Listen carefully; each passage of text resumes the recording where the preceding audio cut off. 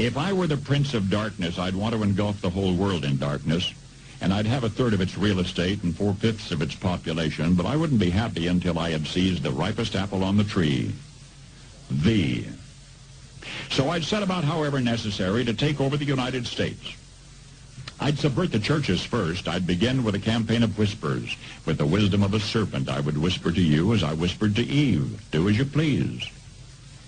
To the young, I would whisper that the Bible is a myth. I would convince them that man created God instead of the other way around. I would confide that what's bad is good and what's good is square.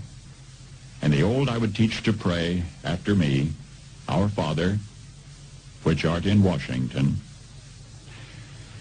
And then I'd get organized. I'd educate authors in how to make lurid literature exciting so that anything else would appear dull and uninteresting. I'd threaten TV with dirtier movies and vice versa. I'd peddle narcotics to whom I could. I'd sell alcohol to ladies and gentlemen of distinction. I'd tranquilize the rest with pills. If I were the devil, I'd soon have families at war with themselves, churches at war with themselves, and nations at war with themselves, until each in its turn was consumed. And with promises of higher ratings, I'd have mesmerizing media fanning the flames. If I were the devil, I would encourage schools to refine young intellects, but neglect to discipline emotions. Just let those run wild. Until before you knew it, you'd have to have drug-sniffing dogs and metal detectors at every schoolhouse door. Within a decade, I'd have prisons overflowing. I'd have judges promoting pornography.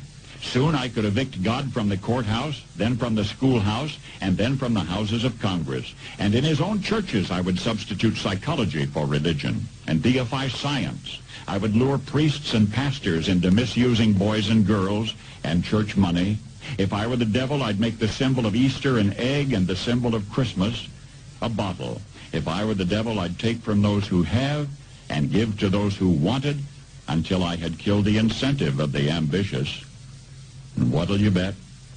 I couldn't get whole states to promote gambling as the way to get rich. I would caution against extremes in hard work, in patriotism, in moral conduct. I would convince the young that marriage is old-fashioned, that swinging is more fun, that what you see on TV is the way to be.